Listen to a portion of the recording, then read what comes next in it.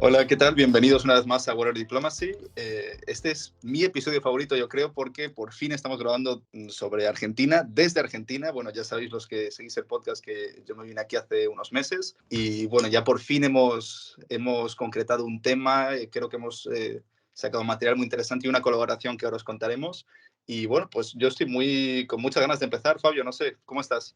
Yo muy bien, Sergio. La verdad es que también estoy bien emocionado. Argentina es un país que le tengo muchísimo cariño. Yo tuve la gran fortuna de haber vivido ahí unos meses en mi intercambio de la universidad y quiero Argentina con todo mi corazón. De hecho, estoy aquí tomándome un mate desde Bruselas, desde la fría Bruselas me estoy tomando un mate, así que yo sigo llevando a Argentina en el corazón. Y es verdad, tenemos una colaboración muy interesante que llevamos mucho rato también hablando, que es con los chicos del podcast de Diplomacia Activa. Y bueno, yo creo que primero que nada, Sergio, pues podemos irlos introduciendo, porque creo que en esta primera parte introductoria del podcast, pues, ¿por qué no hablamos también con ellos y que nos cuenten qué tal su experiencia haciendo un proyecto como el que han hecho, también teniendo un podcast? Así que primero que nada, Agustina, Francisco, Pancho, pues bienvenidos a Water Diplomacy. Agus, si quieres empezar tú presentándote un poquito, cuéntanos, el piso es tuyo.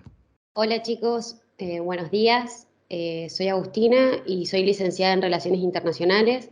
Soy parte de Diplomacia Activa desde el año 2020 y desde esa época en el área de podcast comenzamos a hacer podcast para todo el mundo.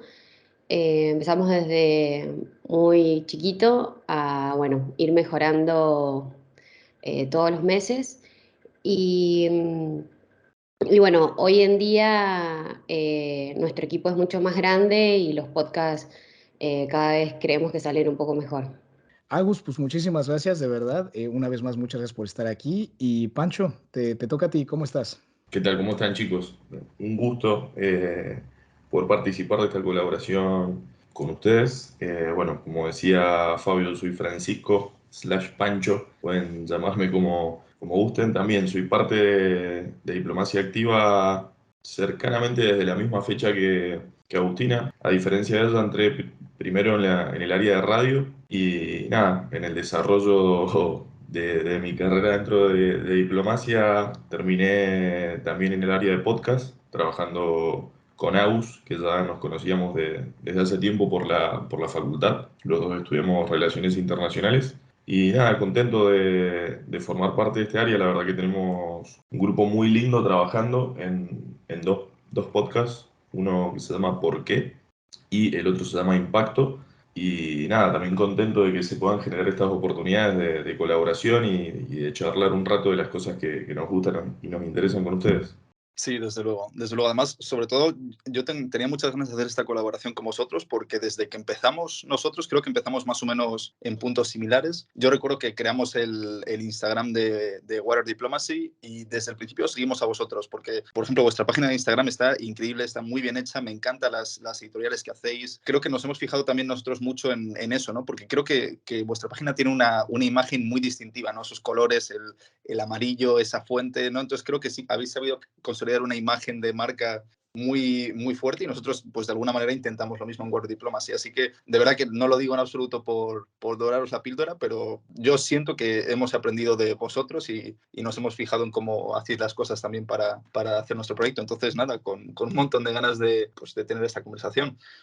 Sí, Sergio, yo estoy de acuerdo contigo y de verdad también, chicos, enhorabuena, tienen un proyecto increíble. De hecho, es que es increíble, me encanta de que al tener estos proyectos, porque tenemos amor al arte, a lo que hacemos, a las relaciones internacionales, la geopolítica, el análisis, creamos esto porque necesitamos más espacios y plataformas donde expresar, analizar, ¿no? Al ser jóvenes.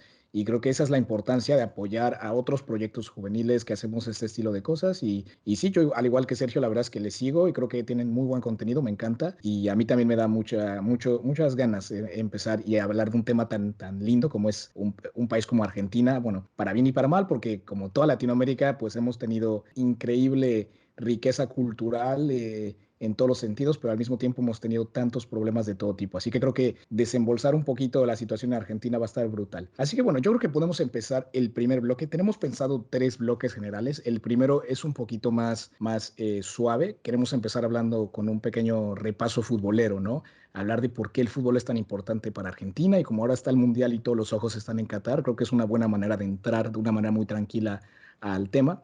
En el bloque 2 hablaremos un poco de, bueno, como esta parte dura, ¿no? Como pueden ver por el título del episodio, El tango del FMI, vamos a hablar de ese baile con esta institución, ¿no? Con el FMI y todas las controversias que le rodean, la situación económica de Argentina. Y en el bloque 3, pues tocaremos un poquito más la política exterior argentina, ¿no? La relación con Brasil, con Chile y Mercosur, el rol de Argentina en el mundo, ¿no? Así que bueno, pues yo creo que podemos empezar este primer bloque con ese repaso futbolero y pues hablar un poquito de ello, ¿no? Cómo han visto el fútbol estos días? ¿Qué tal se está viviendo ya en Argentina?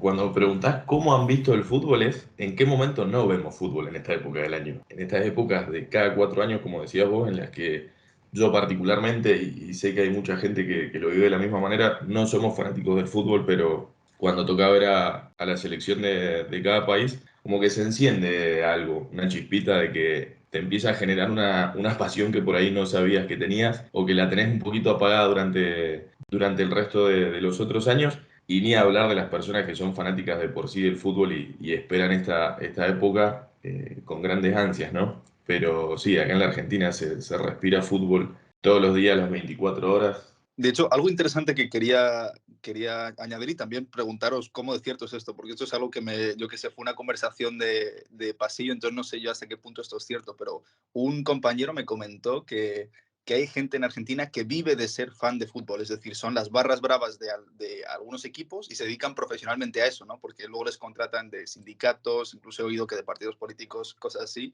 para que hagan cosas de barras bravas. No sé hasta qué punto esto es cierto, esto es mito, leyenda urbana o no sé cómo va esto. Sí, es un poco bastante cierto.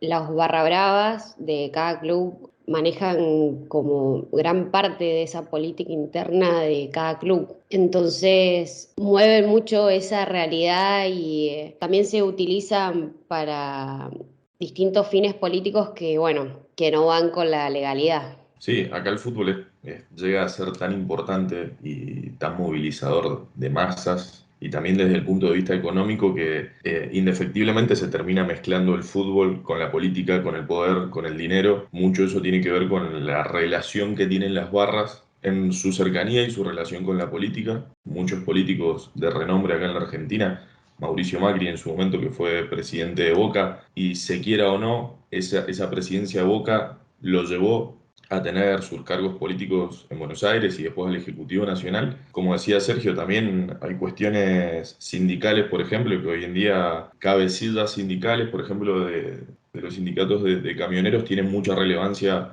en clubes importantes del país. Así que sí, el fútbol y los barra bravas como que tienen una influencia muy, muy grande dentro del país y dentro del deporte Claro. mismo. Y Agustina, Pancho, yo les quiero preguntar, porque a nivel político, a nivel económico, creo que podemos entender la referencia, pero yo les quería preguntar, a nivel cultural, yo creo que no podemos pensar en Argentina, ¿no? En el colectivo imaginario sin ese factor del fútbol, de cuando Maradona gana la Copa y lo que eso representa para todos los argentinos. Cuando yo vivía allá, de verdad sentía como me tocó el superclásico de 2018 que se tuvo que celebrar en Madrid por esos disturbios que hubo y yo de verdad me preguntaba, ¿cómo es posible que la gente respire con tanta intensidad esto, ¿no? Y les quería preguntar eso, en plan, ¿por qué creen que se deba que el fútbol es tan importante para Argentina en ese aspecto como nacional, cultural? Yo creo que el fútbol es importante para Argentina por distintas razones. Al ser un país que por ahí tiene problemas económicos o tiene otro tipo de problemas, el fútbol es muy importante para la sociedad porque si bien es como los jugadores de fútbol mundialmente de Argentina son reconocidos como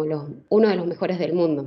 Entonces, el argentino siente una pasión sobre el jugador de fútbol y el fútbol porque es algo de lo que se considera bueno. Si no puede tener orgullo por otras cosas, el fútbol le da ese orgullo y esa pasión que hace que el nacionalismo aumente. Entonces se vive de una manera muy intensa que con otras cosas no pasa. Sí, yo creo que sumando un poco a lo que dice Agus, sumando algunas características de lo que llevan a que el fútbol sea tan importante en nuestro país, es que primero no podemos obviar, y creo que esto pasa en todos los países del mundo, el fútbol es un deporte sumamente popular y del cual no se necesitan muchos materiales para poder jugarlo.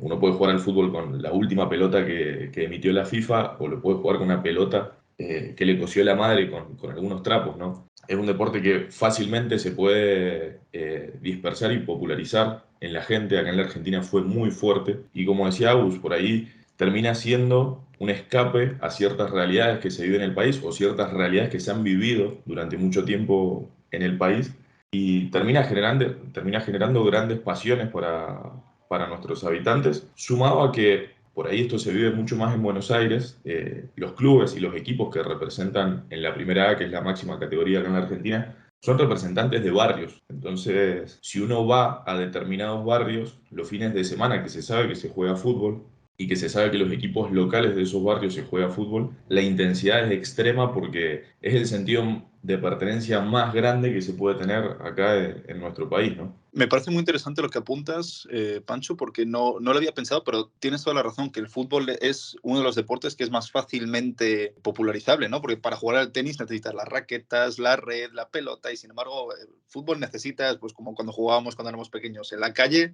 poner las mochilas de portería, que alguien traiga un balón y ya está, y se juega. Entonces me parece muy interesante cómo eso puede conectar quizá con las bases más populares de un país, en este caso de Argentina. Y hablando un poco de eso, vamos a meternos de lleno en los iconos del fútbol, ¿no? Porque creo que un poco Maradona, hasta cierto punto Messi, pero sé que hay muchas más figuras de este estilo, eran figuras que a lo mejor venían de extractos un poco más bajos de la sociedad y han acabado siendo pues verdaderos ídolos del fútbol y verdaderos iconos aquí en Argentina. ¿Cómo veis esa relación, ¿no? de cómo Maradona, de dónde sale, a dónde llega, qué simboliza? Bueno, como decía Pancho, por ahí el fútbol se utiliza en los lugares, en los barrios más populares, donde la salida ha sido de muchos jugadores, la salida de esos barrios populares a ser súper conocidos como Maradona, Tevez, que salen de la pobreza y se vuelven ídolos en esos barrios. Entonces, el salto es muy grande y el orgullo para esas personas también. Claro, yo supongo que también para muchos niños, muchos jóvenes, pues es una manera para realizarse en la vida, ¿no? Ven esta gente que viene también de orígenes muy humildes y ven los ricos que son, los famosos que son, y creo que pues motiva a uno en tratar de buscar una vida así, ¿no? Y al final lo hemos visto en otras partes de Sudamérica. En Brasil también varios jugadores vienen de las favelas, como es el caso de Neymar, y se me hace un factor muy interesante a tratar, la verdad. Y yo, de hecho, me encanta porque se los juro, yo vivo mucho, con mucha intensidad esto, porque cuando estuve yo en Argentina, allá en Buenos Aires, visitamos La Boca y jugamos un pequeño partido con chicos de ahí que vivían por la zona y les habíamos dicho que el ganador se lleva una Coca-Cola, ¿no? Y pues obviamente les llevábamos 10 años a los niños, pues les ganamos, pero nos dio tanta ternura como los chicos de verdad vivían el fútbol y tal, y al final hasta les compramos un bocadillo y una Coca-Cola y fue brutal, de verdad. Yo a Argentina, se los digo, le tengo un cariño increíble. Y sí, estoy de acuerdo, yo creo que yo como mexicano también siento que el fútbol es ese escape de la realidad a veces, ¿no? Y creo que como latinoamericanos a veces sentimos a lo mejor un pequeño complejo de inferioridad, ¿no? Y decimos, no, o por lo menos desde el punto de México, ¿no? Que nunca ganamos los partidos. No, nos volvió a pasar, nos eliminan en la fase de grupos y en el colectivo nacional es esa mentalidad de, joder, no tenemos lo que hace falta. Hay países que siempre nos van a dar la vuelta. Y en el caso de Argentina, yo creo que el fútbol es esa herramienta que tienen para decir, Argentina, aquí está y tenemos al mejor jugador del momento, a Messi, y vamos a ganar esta copa, ¿no? Entonces siento que ese driving force, ¿no? Como que esa fuerza, esa emoción, pues mueve a mucha gente. Y ese partido simultáneo de Argentina contra Polonia y México contra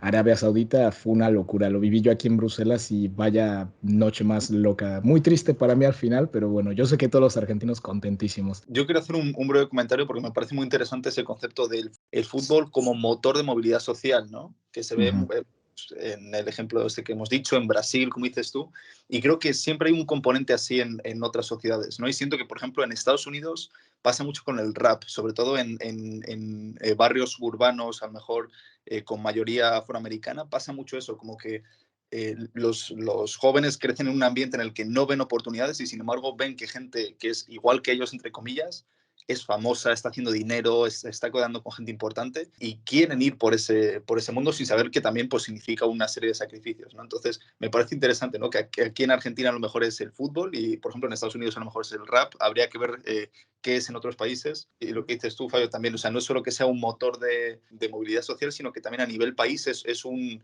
es como un generador de orgullo nacional, ¿no? Sí, Sergio, estoy de acuerdo con ello y también hay que tener en consideración el término, el concepto de diplomacia deportiva, ¿no? Lo hemos visto ahora en Qatar, como para ellos el Mundial ha sido su manera de venderse al mundo, de ponerse en esa relevancia internacional y pues lo hemos visto como en distintos países, en el caso de China con las Olimpiadas en 2008, Brasil también en 2014 con su Mundial y luego sus respectivas Olimpiadas, Rusia en 2018, utilizan estos grandes eventos como para también venderse de una manera distinta, lavarse un poco las manos y ahora Qatar es el claro ejemplo, ¿no? Y el episodio pasado pues hablamos un poco de todo ello, así que invitamos a nuestros oyentes a escucharlo. Pero bueno, yo creo que ha sido ya suficiente de fútbol, nuestros oyentes vienen aquí a escuchar cosas de políticas, de economía, de sociedad, así que yo creo que podemos entrar en este segundo bloque.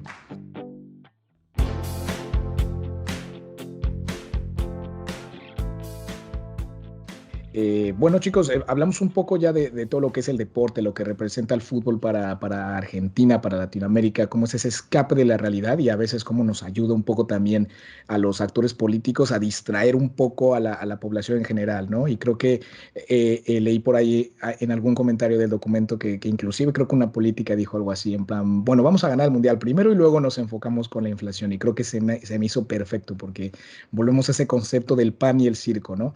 Entonces está brutal y yo creo que ahora podemos en este segundo bloque hablar un poco de toda esta crisis financiera económica que ha vivido Latinoamérica. A lo mejor podemos empezar con el llamado efecto tequila en los 90, ¿no? Exactamente lo que es el efecto tequila, que es un dominó en Latinoamérica, después de que varios países siguieran lo que son las pautas que puso el FMI para poder prestarles dinero y poder seguir con este paquete de reformas que tenían que hacer las democracias en Latinoamérica para poder mejorar económicamente. Agustín, es toda la razón lo que acabas de decir. Me trae a la mente algo que he estudiado últimamente un poco en la universidad, que es el consenso de Washington, que es más o menos una serie de, como bien lo has descrito tú, pautas económicas desde la concepción neoliberal de la época, no quiero entrar en detalle, pero era manera de abrir mercados, privatizar empresas, una serie de políticas con ese hincapié neoliberal que, bueno, para algunas economías les habrá funcionado bien, para otras no tanto, pero long story short, no fue estructurado de una manera abierta y tenemos que entender que en el nivel económico no hay una solución que aplique para todos los casos, ¿no? Entonces yo creo que ya desde ese origen tratar de imponer 10 pautas generales que a todo país los va a llevar a desarrollo económico igual que el americano sin tener en contemplación un análisis de la antropología económica de cada país, pues obviamente no va a ser efectivo. Y sí, como lo bien dices tú, en los 90 tanto Argentina como toda Latinoamérica se involucró en una serie de problemas financieros. En el caso de Argentina recuerdo que la moneda estaba muy vinculada al dólar, me parece. Las políticas fiscales, pocas palabras, fue una locura. Y luego, como bien lo dices tú, en 2001 más precisamente es cuando hay esta fuerte crisis, ¿no? Lo que algunos le llaman el cacerolazo, el argentinazo, que es lo que acabas de decir, Agus, el corralito, ¿no? Entonces yo les pregunto, chicos, para que nuestros oyentes que a lo mejor no saben tanto de política económica, ¿qué fue el corralito y qué implicaba? Bueno, retomando un poco de lo que decía Fabio de la relación y de la dependencia que tenía nuestra moneda con respecto al dólar desde los 90, cuando asume el presidente Menem, en esa década se instaura la política tan conocida y tan famosa en la Argentina, que es la del 1 a 1, en el cual se establecía que cada peso que giraba en la economía tenía un respaldo de $1 en nuestro Banco Central, explicándolo obviamente a grosso modo, pero en líneas generales era esa la lógica de la política, claramente algo insostenible a largo plazo para nuestro país, teniendo en cuenta la producción de dólares a través de exportaciones y demás con las que contaba nuestro país, que desemboca obviamente en una devaluación muy grande ya en el milenio de los 2000 y en la década de los 2000, con lo que vos decías, lo que se vio como cacerolazos o el corralito, en el cual prácticamente el detonante fue que aquellos ahorristas en dólares que tenían depósitos en los bancos en dólares no pudieron retirarlos y se quiso hacer una suerte de especificación. Obviamente eso terminó en la renuncia del presidente por aquel entonces, Fernando de la Rúa, y bueno, una sucesión de presidentes posteriores que finalizaron con Duhalde, quien fue quien pudo terminar el mandato hasta el 2003, que después lo sucedería Néstor Kirchner. Bueno, muchas gracias por esa explicación, Pancho. La verdad que a mí esto es un tema que me interesa mucho y me resulta muy difícil de comprender porque se me hace tan abstracto. Pero bueno, no sé si tú, Agus, nos puedes contar un poco más a nivel social, ¿no? Cómo se vivió esto, incluso si tienes algún recuerdo, algún comentario porque vosotros imagino que erais jóvenes cuando pasó esto, pero pues a lo mejor algo os acordáis. Sí, yo tenía 6 años cuando pasó eso y lo que se veía en la tele, nosotros somos del interior del país, pero lo que más se veía en la tele era el llamado cacerolazo. La gente salía con su cacerola a manifestarse por las calles. La mayoría de la gente, el dinero que tenía ahorrado lo pierde, entonces también pierde así su negocio. Mucha gente queda desempleada, ya que las empresas no podían garantizar el pago a sus trabajadores. Entonces el impacto social es muy grande porque la incertidumbre que se genera en la sociedad es enorme, no se sabía qué iba a pasar. De ese momento también está lo que empiezan a salir monedas paralelas como los patacones para que la gente pueda comprar, porque ya lo que era el peso que valía lo mismo que el dólar había dejado de existir. Sí, Agus me acaba de destrabar un recuerdo con el tema de los patacones. Es muy cierto lo que dice ella y no solo empiezan a surgir monedas nuevas, sino que las mismas provincias empiezan a utilizar algún tipo de moneda para poder pagar sueldos y demás. Y es muy importante lo que dice Agus con respecto a los ahorros, de que la gente queda literalmente descolocada, porque recordemos que hubo una devaluación fuertísima antes de esta traba a poder sacarlo los dólares, en el que en un momento teníamos un tipo de cambio de 1 a 1 y pasa directamente a ser 3 pesos un dólar. Y en ese momento que pasara de 1 a 3 es, si bien no suena un número muy grande, en términos relativos es un crecimiento estratosférico. Entonces, que los ahorros de las personas pasaran a valer un tercio a partir de ese momento, genera todos estos estallidos sociales que, bueno, que explicaba Aus. No, claro, y si ya el impacto económico y social de la crisis era enorme, tenemos que tener en consideración que el crecimiento económico de Argentina ya estaba en números negativos desde 1998.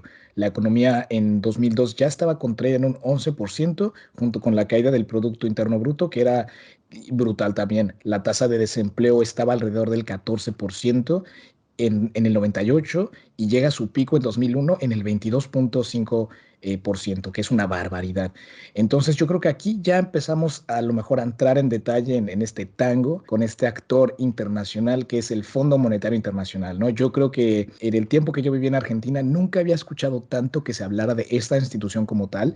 Y una vez que empiezas a indagar el por qué, comprendes, ¿no? Y yo creo que ahora entraremos un poquito más a detalle, pero solo para darle un poquito una idea a nuestros oyentes de qué es el Fondo Monetario Internacional y qué es lo que hace. El FMI es una agencia también de toda esta estructura que se crea después de la Segunda Guerra Mundial en la conferencia de Bretton Woods para pues administrar un poco la política económica mundial y cómo se van a gestionar todas estas organizaciones, tanto políticas como económicas, ¿no? Se crea la ONU, se crea el Banco, bueno, el Banco Mundial se empieza a crear un poco más después, pero el Fondo Monetario Internacional se crea, ¿no? En esta época.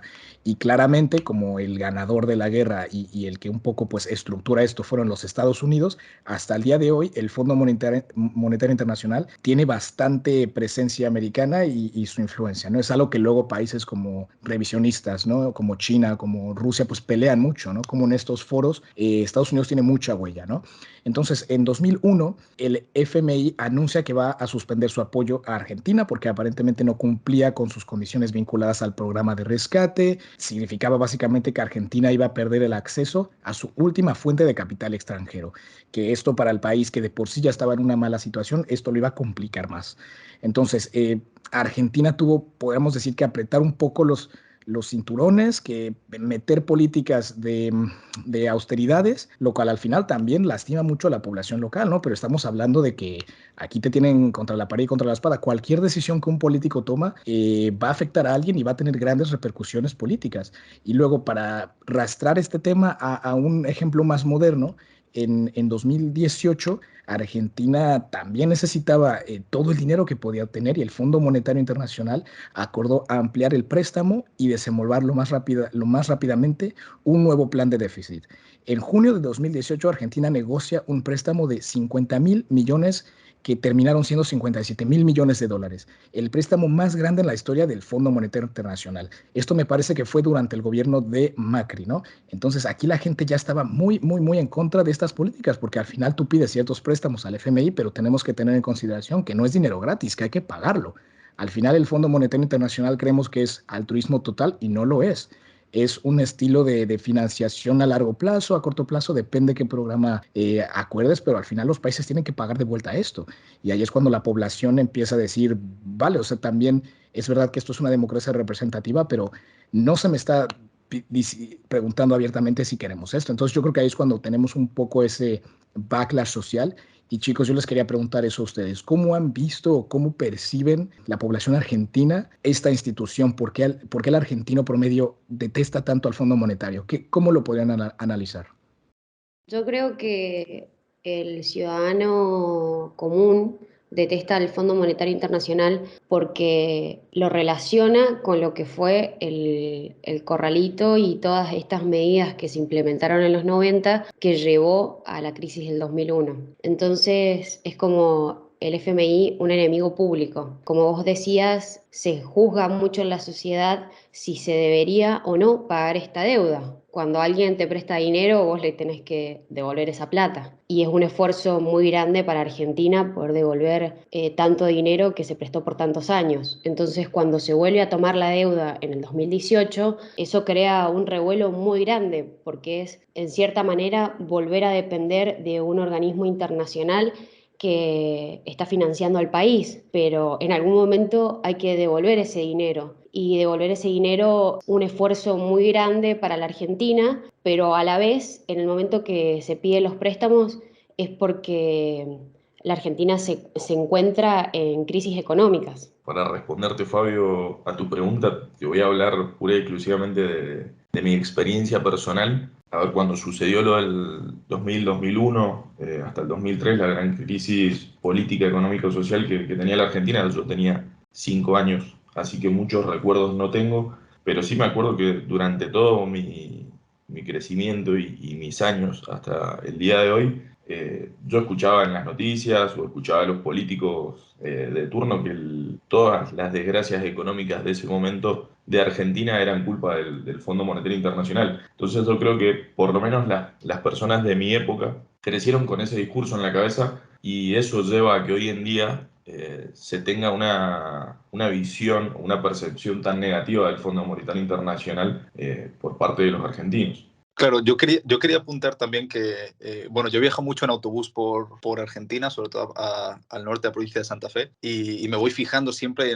pasa muchas veces el autobús por lo que se llaman las villas, ¿no? Por los barrios quizá más periféricos, y siempre hay pintadas con connotaciones fuertemente políticas en las paredes, y una de las pintadas que más me llamó la atención fue que decía que la deuda la devuelvan los que la negociaron, ¿no? O sea, como que lo que quería decir es, no, fue Macri el que negoció el último préstamo, pues que lo devuelva él. La Argentina no tiene nada que ver. Entonces me parece interesante cómo eso a través del discurso público transfieres la culpa, ¿no? Y dices, no, esto, porque es lo que, o sea, lo que dices tú, Pancho, que si cuando eres pequeño te bombardean con esa información, ¿no? De que al final el FMI es una institución maligna que ha venido a hundir a la Argentina, pues te lo acabas creyendo y lo ves así, aunque la realidad es mucho más compleja. No quiero en absoluto decir que el FMI sea una institución bondadosa y que quiere lo mejor para todo el mundo, porque como señaló Fabio, hay claros intereses económicos y políticos detrás, pero la realidad es mucho más compleja y creo que no hace bien a nadie tener ese tipo de discurso de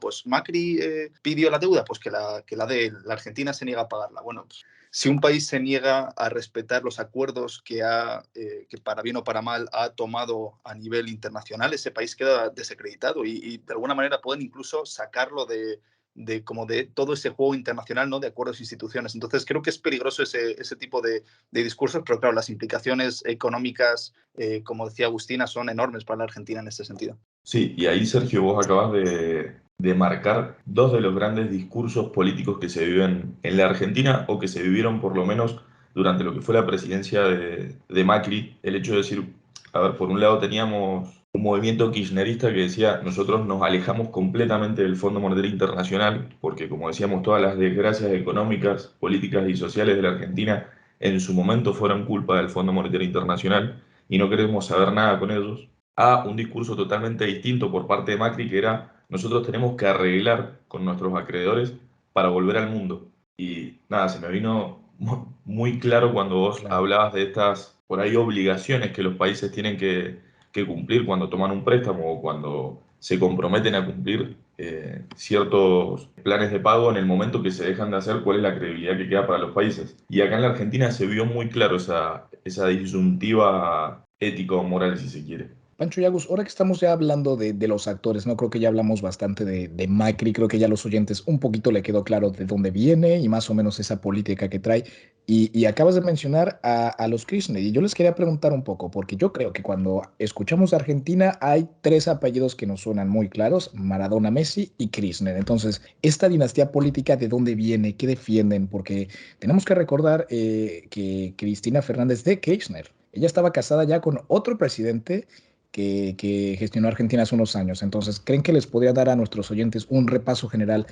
¿Quién fue el primer Kirchner? ¿Quién es el Kirchner que está ahora y de dónde viene esta relación? El primer Kirchner que apareció en la figura política argentina fue Néstor Kirchner, que fue el primer, o sea, fue presidente primero antes que Cristina. Le tocó un país que estaba saliendo de estos años de crisis, en donde el primer gobierno de Néstor se ve con buenos ojos porque el país empieza a crecer económicamente. Empiezan a subir los salarios, hay como un freno al desempleo. Entonces, Néstor aparece como la salvación para Argentina. Luego de los años de gobierno de Néstor, aparece Cristina como presidenta y se empieza a hacer muy fuerte políticamente. Es como que comienza un movimiento social muy grande con su presidencia porque se gana a los ciudadanos, al público. Ya venía con la imagen positiva de Néstor, entonces con Cristina eso crece. Ambos son peronistas y empieza como esta era kirchnerista, donde empiezan a tener sus seguidores políticos que los defienden a muerte porque empieza a sentirse como... Tiene una gran popularidad en Argentina. Es interesante el tema del peronismo porque creo que no tenemos un equivalente, por ejemplo, en Europa. Entonces, a la gente le cuesta mucho entenderlo. A mí todavía me cuesta entenderlo. Recomiendo un libro que se llama Los tres peronismos, de Silicaro, que es un sociólogo argentino, y habla del peronismo en sus distintas etapas políticas y económicas, ¿no? Pero para quizás así una introducción muy breve al peronismo y dada por mí, que soy un outsider completo, pero bueno, por lo que yo he entendido, me corregí si en algún momento me equivoco, el peronismo nace obviamente de la figura de Perón, que fue un militar y luego político argentino, gobernó en una época muy turbulenta de la Argentina, una época atravesada por golpes de Estado, por gobiernos autoritarios. Él se tuvo que exiliar, de hecho estuvo en España bastante tiempo acogido por el régimen de Franco, luego volvió. Bueno, no me voy a meter en detalles, ¿no? Pero creo que no lleno ninguna susceptibilidad si digo que Perón era una figura muy carismática y creó un movimiento muy identitario, ¿no? Muy populista, basado en una identidad muy fuerte, en un líder muy carismático, y eso es una herencia política que yo creo que la Argentina no se ha deshecho en absoluto. Es decir, el peronismo hoy en día, el partido que gobierna o la coalición de gobierno se sigue llamando a sí misma peronista, es decir, se considera heredera de un líder medio autoritario de hace varias décadas. Entonces me parece muy interesante porque creo que en Europa no tenemos una equivalencia de esto, ¿no? Yo alguna vez lo he intentado definir como si un movimiento autoritario como por ejemplo era el franquismo, de alguna manera hubiera sido más moderado y hubiera sobrevivido hasta hoy en día. Es decir, sigue teniendo una serie de identidades nacionales para todo el país. Entonces, eso para mí marca todavía la política hoy en día. Es decir, que cuántos años después de la muerte de Perón, creo que han pasado que 4 décadas o tantos años después, la gente se siga reconociendo en esa figura. Se me hace muy interesante. Y hasta cierto punto, no sé si a lo mejor esto es una opinión completamente fuera de lugar, pero yo creo que hasta cierto punto esto impide que la política argentina se desarrolle de manera normal. Muchas veces se dice que Argentina no se puede gobernar sin el peronismo, ¿no? Incluso Macri, cuando concurría a la presidencia, tenía elementos peronistas en sus filas, porque el peronismo se ha identificado tanto con el Estado argentino que hoy en día no se puede gobernar la Argentina sin elementos peronistas. Entonces creo que esto dificulta mucho la política. Perdón por este discurso tan Claro. incendiario, no sé si estoy No, hiriendo... sí, yo honestamente no entiendo todavía si el peronismo se asocia más a la izquierda o a la derecha, honestamente. Sigo bastante conflictuado con ello. No sé si Agustino me podría aclarar un poco esa duda, porque honestamente me confunde mucho a mí también. El peronismo se asemeja más a la izquierda. Para que lo puedan entender un poco más, la figura de Perón y el peronismo se puede ver en la ayuda social. O sea, el peronismo puede igualarse a esa ayuda social. Por eso es un movimiento social muy grande. Por eso las masas populares lo siguen tanto, porque se puede ver como ese sinónimo de ayuda social. Entonces ha sido algo muy fuerte porque en la época de Perón, que estamos hablando hace tantos tiempos, mis abuelos, por ejemplo, también lo tienen como un dios. ¿Por qué? Porque el que era muy pobre, Perón y Evita, le daban esa ayuda social, daban casas, daban trabajo, daban dinero, que es algo que en la actualidad es muy controversial en la sociedad, porque ahora se cree, bueno, para un sector muy grande de la sociedad eso es súper importante y lo siguen viendo como un sinónimo de ayuda social, pero para otro sector piensan que es lo que afecta a la economía argentina. Entonces eso que ustedes están hablando de que el peronismo está muy arraigado a la política argentina y el cambio cuesta, yo creo que tiene que ver en ese sentido con lo que es la ayuda social y esto de que se trae de hace generaciones la sensación de que, bueno, que si el peronismo está en el poder, la ayuda popular va a seguir. También es un tema de gasto público. También es otro de los temas que intervienen en lo que es la compleja situación económica de Argentina, ¿no? El enorme gasto público que históricamente ha habido, pues con ese tipo de ayudas que obviamente son las que también sacaron de la pobreza a cientos a miles de personas. Entonces se entiende también el apoyo que estas políticas tienen. Y algo muy interesante, has hablado de la figura de Evita. Me fascina esta figura, me fascina, porque Evita Perón fue mujer de Perón durante esa época gloriosa, ¿no? En la que estaba en pleno poder en Argentina, pero también fue una figura muy controversial, pero la historia detrás es surrealista. No sé si seguramente conoceréis el libro de Santa Evita. Eva Perón también era una mujer muy, muy carismática y pues al final murió por temas de enfermedades. Y claro, yo no sé cómo de cierto es esto, pero el libro, en cierta manera, es una investigación sobre lo que ocurrió realmente. El cuerpo de Evita fue embalsamado y lo enseñaban en la sede sindical en Buenos Aires. Luego el cuerpo fue robado por los militares que estaban en contra de Perón. Había copias del cuerpo. O sea, es una historia macabra más no poder, te lo juro. O sea, a mí me parece la historia más morbosa que he leído en mi vida. Y es muy interesante. Y acaban de sacar una serie, creo que está en Star Plus. Es muy interesante, también le recomiendo. Lo dejo también para recomendaciones al final. Ver el nombre del libro, Santa Evita, podemos ver cómo la figura de Evita es tan importante para el peronismo, porque es un símbolo de lo que es el peronismo. Por eso mismo los militares querían ocultar el cuerpo de Evita, porque querían sacar todo el rastro de lo que había sido el peronismo. La imagen de Evita para Perón y para el peronismo en sí como una validez a la legitimidad, porque el pueblo se sentía extremadamente identificado con Evita, a los que llamaba los descamisados. Realmente, como dice Agus, se habla de que el robo del cuerpo de Evita en su momento se llevó a cabo para justamente no se generara una suerte de meca alrededor del cuerpo embalsamado por parte de sus fervientes seguidores. Algo que falló estrepitosamente porque hoy en día Evita sigue siendo Santa Evita, sigue siendo esta figura que es Totalmente. venerada. Yo he estado en la oficina aquí en Buenos Aires, está el Centro Cultural Kirchner, no tiene relación en absoluto. Es broma, obviamente sí que la tiene. Y conservan en este centro una réplica de lo que sería la oficina de Evita Perón. Y es muy interesante porque entras y tiene, pues obviamente, un escritorio, ¿no? Tiene sus libros, sus cosas de escribir, pero tiene, y es muy curioso, tiene, por ejemplo, 20 carritos de bebé, tiene cajas y cajas de champaña, tiene balones de fútbol. ¿Por qué? Porque una parte de lo que Evita hacía, ¿no? De cara a los descamisados que comentas tú, ¿no? Y por eso le tenían ese aprecio, es que mucha gente acudía a Evita a pedir pues, favores económicos y ella los concedía. Entonces, claro, esto aumentó la popularidad del peronismo de manera increíble. En el libro, vuelvo a decir, no es la mejor fuente porque el libro no deja de ser también una novela, aunque trate de temas históricos, pero en el libro habla de cómo gente hacía cola en la oficina de Evita para pedirle, oye, mira, me voy a casar, necesito un ajuar de novia. Y Evita lo sacaba y se lo daba y le decía, ala, ahí tienes. Entonces, me parece fascinante toda esta figura del peronismo, Perón, Evita. Creo que generó una mística,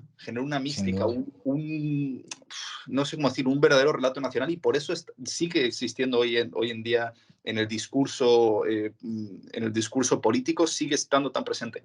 Pero vuelvo a decir, a lo mejor yo tengo que ser crítico con esto y no creo que sea bueno. No creo que tantos años después, creo que no sé, que hay que abandonar hasta cierto punto esos discursos políticos y avanzar, ¿no? La Argentina ha cambiado mucho desde que Perón se fue. Entonces, me parece que siga esa figura tan simbólica hasta cierto punto impide que la política se desarrolle de manera, pues lo mismo que en España también, cuando se sigue hablando del franquismo, es como, sí, esto marcó nuestra historia, pero creo que hasta cierto punto tenemos que ir adelante, tenemos que enfrentar el país que tenemos ahora y el país que queremos ver en un futuro.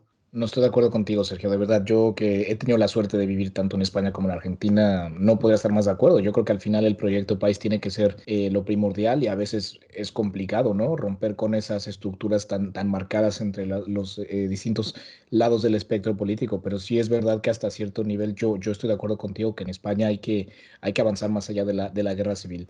Perfecto. Yo creo que la figura de Evita y Perón se intenta replicar en la actualidad, como en cierta manera y en cierto punto ha intentado los Kirchner hacer, pero que también se utiliza en la política actual a través de la ayuda económica cuando están llegando las elecciones. Se trata de, sacan planes para ayudar a la gente. Entonces, por eso también la gente está en contra del FMI, al tema anterior que volvíamos, porque el FMI, dentro de sus medidas, lo que quiere es la reducción del gasto del Estado, y con esta ayuda económica es todo lo contrario.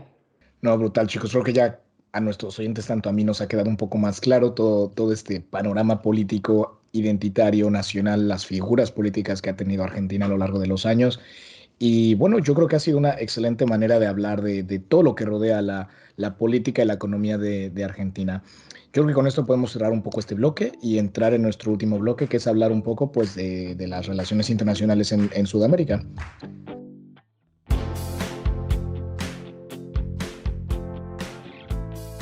Bueno, pues un poco para hablar de Argentina en el espacio más internacional, a mí me gustaría rescatar un concepto que habla Huntington, que es uno de nuestros ídolos de relaciones internacionales en el podcast. En su libro Clash of Civilizations, el choque de civilizaciones, él desarrolla una teoría de que en el mundo hay distintas civilizaciones, ¿no? Está la civilización occidental, la civilización africana, la civilización ortodoxa, y que hasta cierto punto estas civilizaciones suelen tener un estado que las representa, ¿no? Entonces, él escribía esto justo en la época triunfante del fin de la Guerra Fría, el triunfo absoluto de Estados Unidos, ¿no? Él estaba completamente pletórico con esto. Entonces él decía que Estados Unidos, por ejemplo, representaba la civilización occidental, ¿no? Era un país fuerte que representaba sus intereses. Luego, por ejemplo, hablaba de que Rusia, aunque ya había caído la Unión Soviética, seguía siendo el país que representaba la civilización ortodoxa. China, por otro lado. Y sin embargo dice, ¿y en Latinoamérica qué? Para él el problema es que Latinoamérica sí que representa como un espacio, una unidad civilizacional relacionada con Occidente, pero separada, distinta. Y sin embargo, para él no hay un país fuerte que pueda ser el líder de esta civilización, ¿no? Entonces, incluso él llega a plantear, podría ser Brasil, pero luego dice no, porque Brasil es el único país lusoparlante, es decir, que habla portugués en toda la región. Entonces, aunque tiene la capacidad económica y tiene la capacidad demográfica, pero no podría ser efectivamente el líder de una región que habla mayoritariamente español. Incluso plantea Argentina, pero también lo acaba desechando pues un poco por lo que hemos estado hablando, ¿no? Por la inestabilidad económica. Entonces, me parece muy interesante que a la hora de hablar de Latinoamérica y el liderazgo en la región, siempre se plantea eso, ¿no? Brasil, incluso Argentina, pero no termina de cuajar, y parece que Latinoamérica por eso se ve sujeta tanto a presiones externas, por ejemplo, de Estados Unidos, de China, de Rusia, o incluso también a los vaivenes políticos en la región. Y esto es algo que también hemos hablado en algún otro episodio, ¿no? Que parece que en Latinoamérica la política va por oleadas, ¿no? De repente hay una serie de elecciones y son todos gobiernos de derechas, luego de repente hay una serie de elecciones y son todos gobiernos de izquierdas. Y es un poco lo que estamos viendo ahora.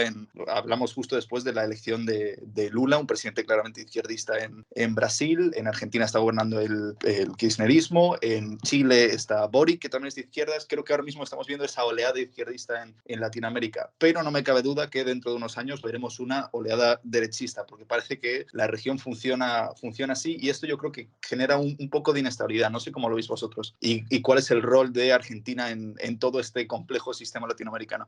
Sí, yo creo que la palabra justa para describir todo lo que son las relaciones exteriores e internacionales, no solo de Argentina, sino de América Latina en general, es eso, inestabilidad y descontinuidad, porque como vos lo mencionabas, Sergio, en Argentina en particular y en América Latina en general, todo el tiempo se está cambiando de colores políticos a través de las elecciones que se dan cada 4, cada 6 años, dependiendo el país, y eso no permite en realidad una política de Estado, una política de continuidad con respecto a las relaciones internacionales, y mucho menos en la gestación de un liderazgo regional, si se quiere. Con respecto a lo que nombrabas de lo que dice Huntington, en la búsqueda de un líder regional, en su momento Atilio Borón, un teórico muy importante de las relaciones internacionales acá en Argentina, establece que en América Latina en realidad se tendría que generar un bloque político-económico que represente ese liderazgo dentro de la región para poder establecer una conversación de tú a tú con las demás potencias mundiales, ¿no? Obviamente, organismo internacional o organismo regional que nunca ha podido consolidarse en ninguna de las versiones que hemos podido ver, ya sea el Mercosur, la UNASUR y demás instituciones que se han creado, justamente por esto que hablamos, que nunca ha existido una continuidad en ninguno de los países de políticas de largo plazo. Y hablando de integración latinoamericana, yo creo que la única organización que de verdad creo que mínimamente representa todo el continente es la OEA, y la OEA tiene también ahí un intento de influencia americana brutal. Creo que también estuve haciendo unas prácticas con ellos el año pasado y me gustó, pero sí me di cuenta que al final es un foro político, no tanto un sistema de integración económico, político, o que de verdad pueda, como bien dices tú, a lo mejor tratar del tú a tú con otros bloques, ¿no? Me viene a la mente Mercosur. A lo mejor Mercosur ha intentado a lo mejor entrar en ese vacío de sistemas internacionales, pero creo que también ha tenido muchos limitantes, y yo creo que uno de ellos a lo mejor fue la diferencia de posiciones cuando Bolsonaro entra al poder, y esa como pequeña contienda que se tenía con Argentina. No sé, chicos, si quieren detallar un poquito qué pasó ahí, cuál es a lo mejor la relación que tiene Argentina con Brasil, su vecino, más allá de esa rivalidad futbolística. Sí, con respecto a Mercosur es un poco lo que veníamos hablando, de que su funcionamiento, si se quiere, depende de los colores políticos que ocupen los cargos ejecutivos en los distintos países que la forman, ¿no? En los últimos años, y particularmente los años de pandemia, vimos dos caras muy contrapuestas en el Mercosur. Por un lado a Alberto Fernández y por el otro lado a Bolsonaro y a la calle Pou, si se quiere, en el cual por un lado se exigía un poco más de libertades y un poco más de aperturismo por parte del bloque económico, y obviamente Argentina tratando de frenar todos esos intentos porque, a ver, por un tema político no le convenía. Entonces, esas disidencias que existen cuando los partidos políticos no tienen ideologías semejantes han llevado a que el Mercosur sea un intento fallido de integración y desarrollo. Hay una, dejó, uy, perdón.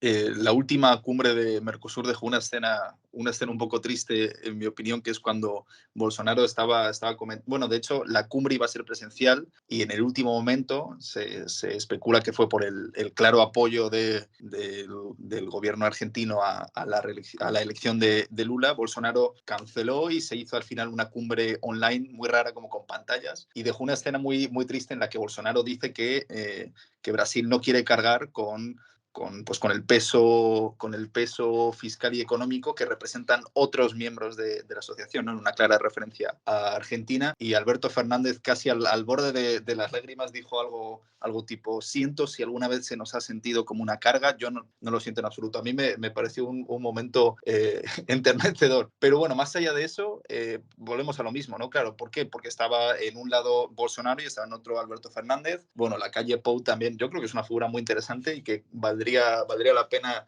analizar, pero quizás esto nos da para otro episodio, ¿no? Podemos hacer un episodio más adelante de Uruguay. Pero a lo que voy es eso, ¿no? Claras diferencias políticas. Ahora que viene Lula, ¿qué va a pasar?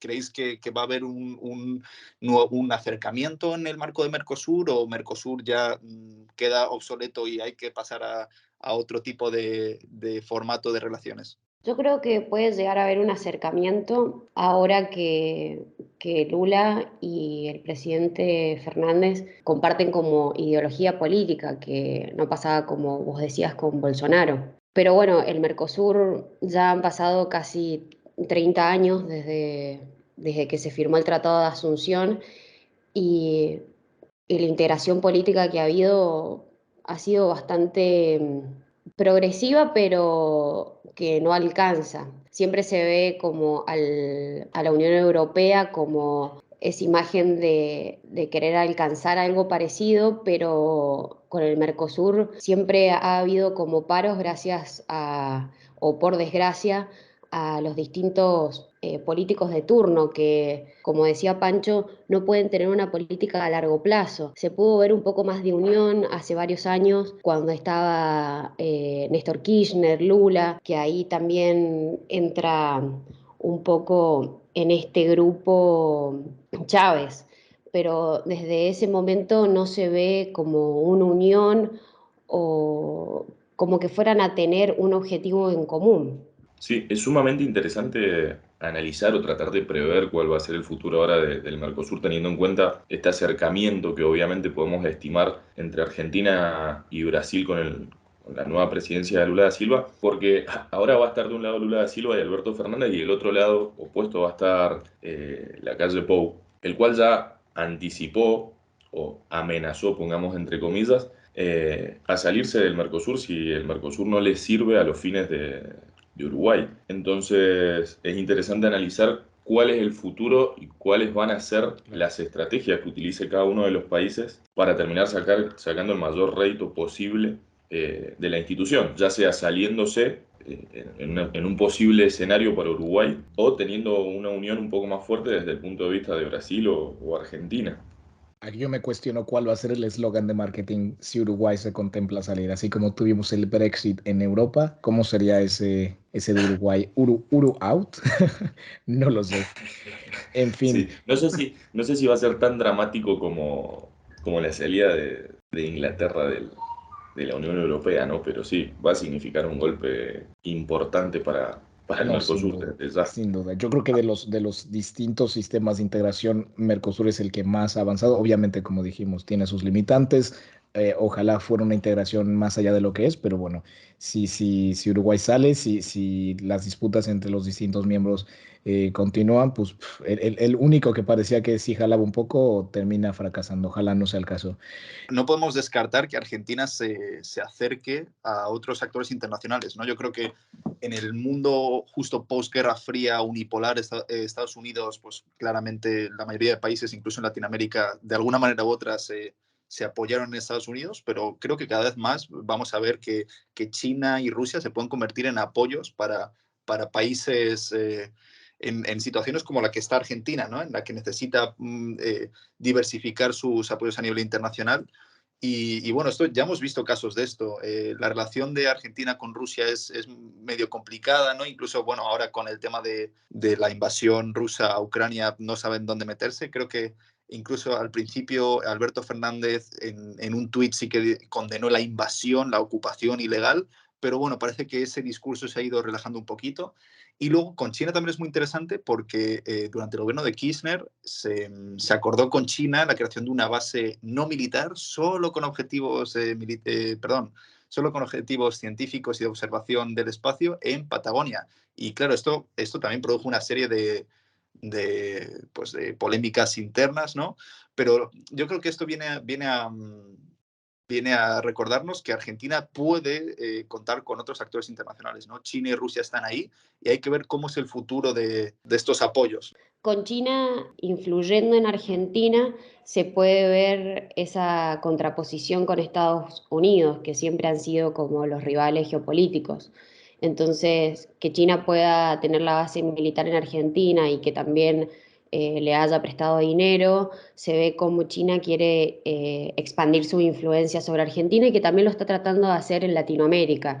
Entonces, eso es una contraposición con Estados Unidos. Totalmente. Además, la manera en la que China proyecta su influencia es muy interesante porque lo hace de manera muy callada, ¿no? Estados Unidos sí que se lleva con sus eslóganes de libertad, democracia. A China le da igual la libertad, la democracia, los derechos humanos. Simplemente empieza a expandir su influencia a nivel económico. Justo la semana pasada estuve en Córdoba visitando preciosa provincia de Argentina, me encantó. Y estaba en una localidad pequeñita que se llama Minas Clavero. También recomiendo mucho para vacaciones. Y había un enorme complejo de paneles solares, ¿no? Y preguntando a un lugareño, me dijo, no, esto es de China. China invierte un montón de dinero aquí, pero vienen, no hacen ningún ruido, simplemente invierten su dinero. Y yo creo que esa es la forma que tiene China de infiltrarse y de expandir su influencia en mercados internacionales. Y en Argentina lo Total, vemos un montón, un montón. Cada vez total. están invirtiendo más. Y hay que Entonces, tener cuidado con ello, ¿eh? Porque la manera en la que China hace su negocio pareciera que es apoyo global sur-sur, tal, pero también ahí la manera en la que China se ha metido en África, en América Latina hasta cierto punto es peligroso, ¿eh? Yo creo que también es un tema que tenemos que indagar más en detalle. Lamentablemente creo que acá ya se nos está acabando el tiempo, pero la manera en la que China está diversificando también su influencia tanto política como económica es brutal. Chicos, yo creo que ya tenemos que ir cerrando un poco, la verdad creo que podríamos estar hablando de estos temas por horas, pero sí creo que por respetar un poquito, ¿no? El formato y tal, no pasarnos. Creo que ya podemos decir un poquito las recomendaciones que tengamos. No sé, Pancho, Agus, si tienen cualquier libro, serie, documental, inclusive algo cultural que se les venga a la mente de Argentina que quieran recomendar, les escuchamos. No sé, Pancho, empecemos contigo. ¿Algo en mente?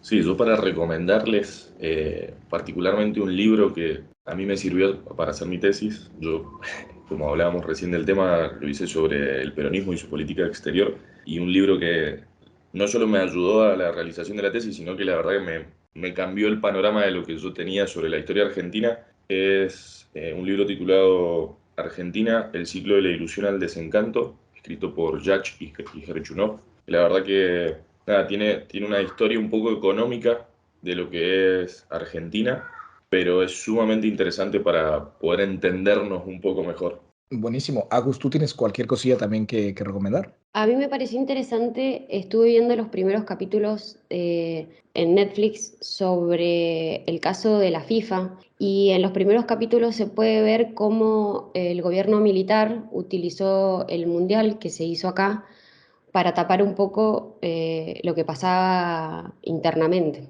Claro. Se puede ver cómo los gobiernos utilizan al fútbol para tapar las crisis internas que tienen y poder posicionarse eh, internacionalmente y utilizar un poco de lo que Claro. es el soft power para la política internacional. No, buenísimo. Hay un link directo a este primer bloque del episodio. Brutal, brutal. Sergio, ¿contigo tienes alguna cosilla que recomendar ahora? yo tengo un montón de recomendaciones. Uy, Mira, Sergio, aquí los oyentes te van a matar. Creo que tienes que escoger la que más te guste. bueno, ¿Se podrá? ¿Se podrá?